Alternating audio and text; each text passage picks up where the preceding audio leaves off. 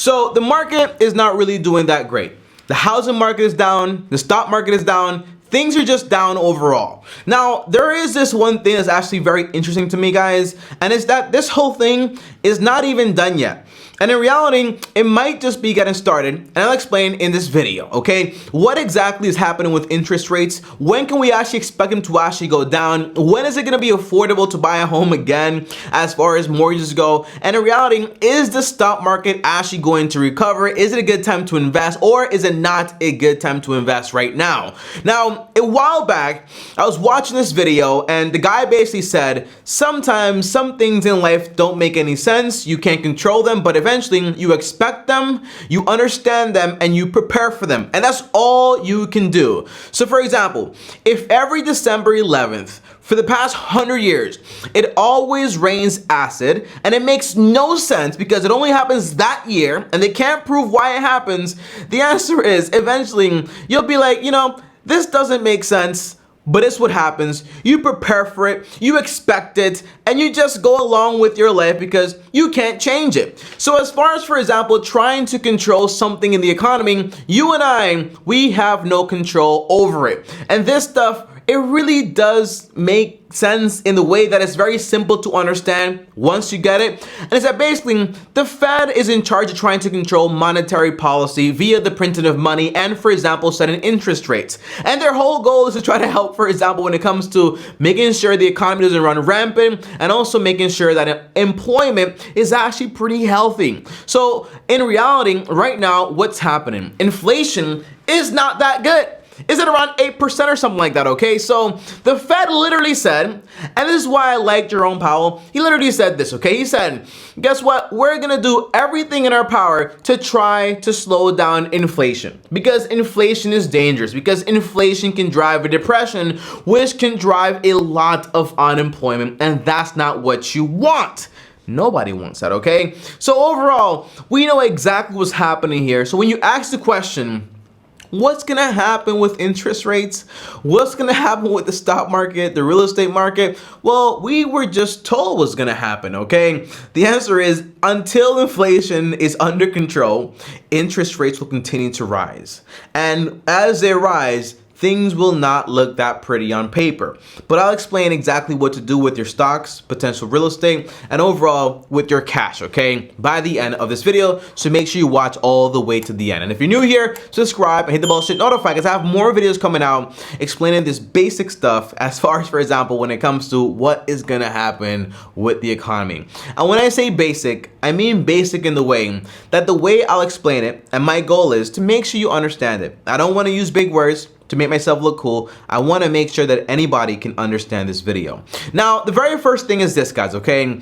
Now, I'm pretty sure a lot of people can relate to this story. Right now, I know someone that's pretty close to me, and they have a lot of money they basically want to invest. I'm talking about $1 million to $2 million they want to put into the stock market. And right now, they're telling me, Tommy, right now the stock market is down. There's a whole war going on and inflation is running rampant, and I'm just not sure that right now is the time to invest my money.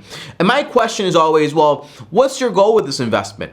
And his response is basically, well, I want to invest this money so I can have it in there to make me more money over the long term. And my response is always the same with everybody else, okay? If you invest money today and the market is down, well, it doesn't really matter if you're going to leave that money in there for the next 10, 20 years, because eventually when the market does recover, how do you know that? It's recovered every single time. Now, if the market does recover and then you invest your money, does it really matter? The answer is no, not really, because guess what?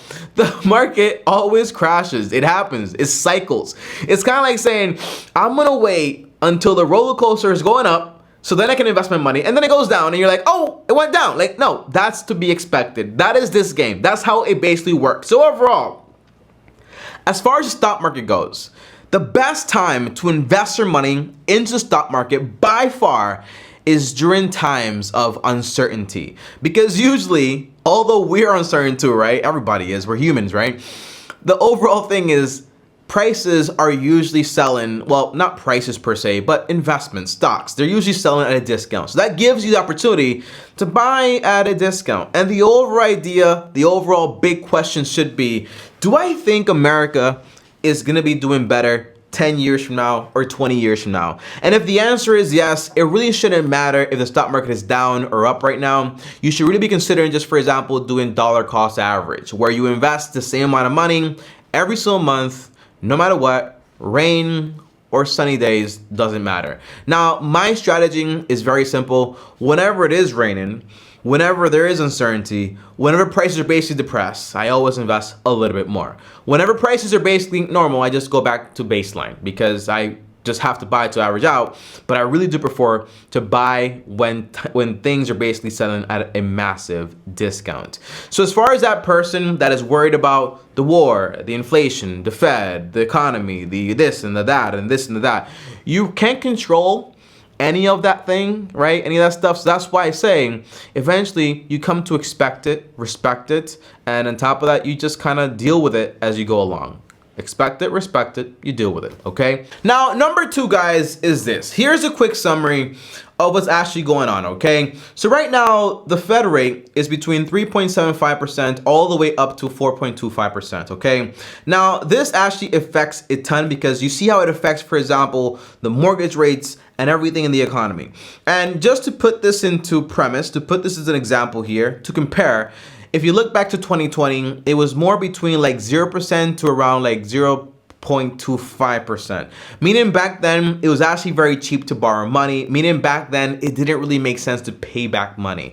Because for example, if I'm paying you or lending you money effectively for less than it's actually gonna be costing you in inflation per year, it makes money very cheap to borrow. Now, obviously, the reason they made the Fed rate so low back then was basically because we were, again, in an uncertain time. But that uncertain time was a little bit more different because the economy was closed down willfully. And then we had the whole worry of, well, if people don't spend any money because they don't have any money and they're not working, then we might have, for example, a big shutdown and that might cause a depression. And if that happens, then we can have a big problem.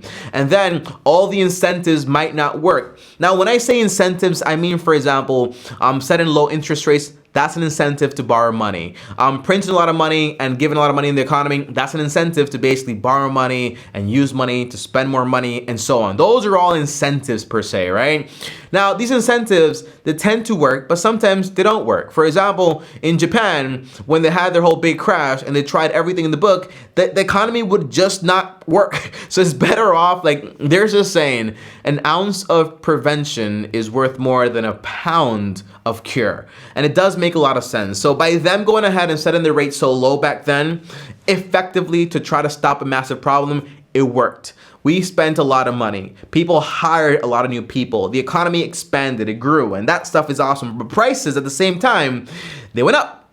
Because when you have a lot of money and you have, for example, a fixed amount of assets or, for example, not enough assets to actually be bought, the answer is, guess what? Prices tend to go up. Now, to explain this in a very simple way, it basically means that if I gave you $1 million, but you could only buy, for example, 200K worth of things, the answer is eventually prices would rise to help you spend that money. So that's why you saw, for example, you see all these people with all this money because they can all qualify for a mortgage and it's basically very cheap to borrow money, going after the same houses, and all of a sudden you see houses, they start to be more expensive and more expensive and more expensive and more expensive and more expensive, right?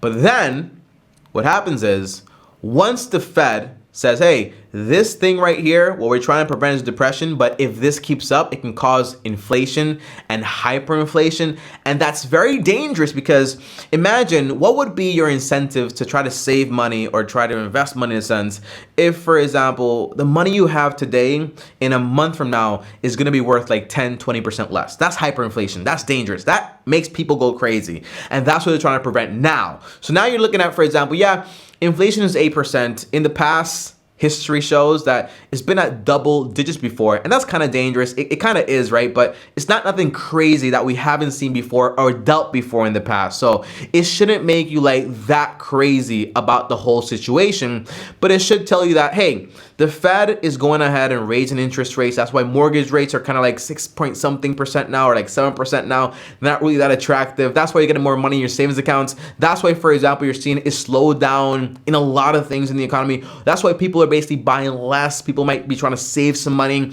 because when they do this, they're trying to slow down the demand. In order to slow down inflation. And that's actually a good thing. You know, there's this saying that the Fed's job is to remove the punch bowl in a party as the party is just getting started. And that basically means is that they're kind of like the party pooper. They kind of want to make sure the economy is going good, smoothly, but not too great, because that's not good. And then they also want to make sure that it's going smoothly, good, but not bad, because that's not good. It's like keeping this like even spiel, but that's very hard to do, and it's not really guaranteed to actually work. But the best thing you can personally do is, for example, you have three main assets that everybody usually worries about, right? You have the real estate. Well, during these times, right, whenever, for example, it becomes very expensive to actually borrow money to buy real estate, because then the mortgage rates are actually a lot higher and so on, guess what? Demand tends to slow down because not everybody can actually qualify. I saw like a picture on Instagram and they were like, you know, $1 million house in 2020 and $1 million house today. Look at the difference in the mortgage. It was so great. It was so vast. But overall, whenever you buy a home, it shouldn't be based off, for example, what the current interest rates are. It should be based on your current budget, your current financial standing. So my rule is always very simple. Whenever I'm going to buy, for example, a property, I'm looking at the 33% rule on a 15-year mortgage, and I'm basing it off my personal finances. Okay, so for example, if I could borrow money at 2% or 3% to buy a home, doesn't matter if I can't afford it with my personal finances. If it's 6% or 7% or 8%, doesn't matter if I can afford it with my current finances. Because eventually, if mortgage rates do go down to a very good point, like an even point of like 4%, right? And it does make sense to refinance, you'll have that opportunity, but you buy based on what you can afford. And one good thing is basically that you think about it, right? You have a person selling a house that's worth 200K, but a lot of buyers, so they raise the price to 300K, right?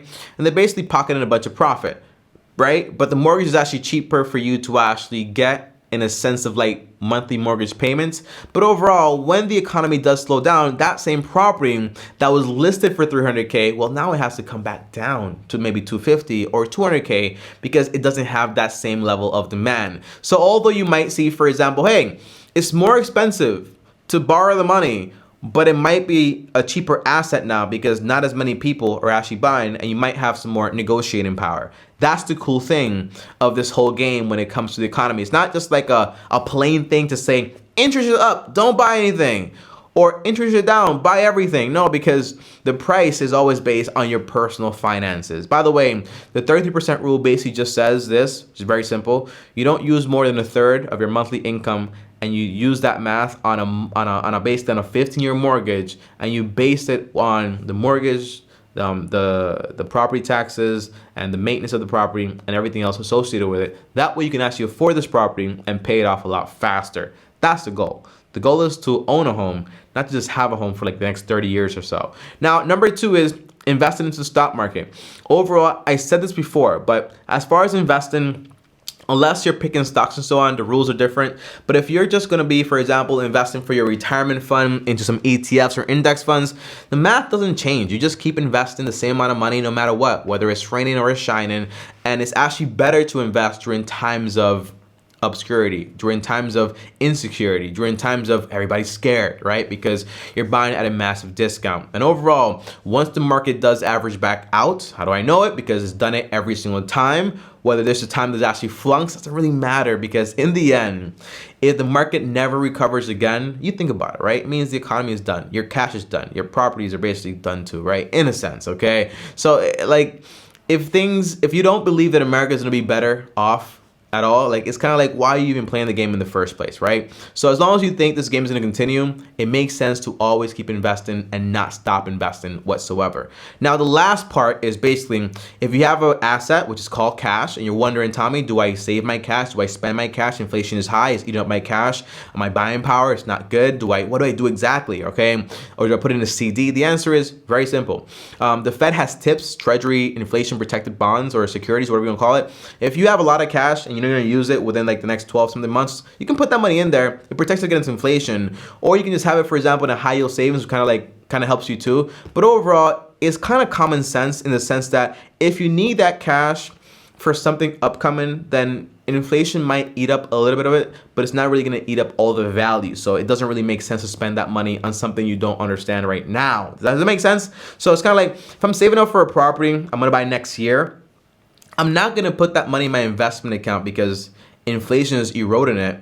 But if I'm saving up cash for the next 10, 20 years, and that's stupid and I shouldn't do it. You see what I'm saying? So you gotta use common sense. The only time I hold on to cash is whenever I'm gonna make an investment into something. So right now, I have quite a little bit of cash, but I'm not really worried about inflation because I'm not gonna hold that money for more than like 2 years or 5 years, something crazy like that, because that's when inflation gets dangerous and that's when it erodes the buying power for real. And that's what you kind of want to avoid.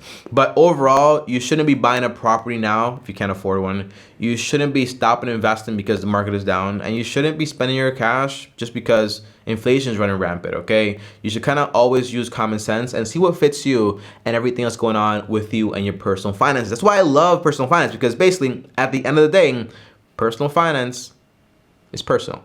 Guys, that's it for this video. Comment down below. Let me know exactly what are you doing as far as, for example, your personal budget, okay? Are you saving more money? Are you spending more money? And comment down below, I made it, so I know you made it all the way to the end of the video. And if you're wondering, Tommy, well, when can we expect for interest to go back to normal? The answer is it's been given to us already, right?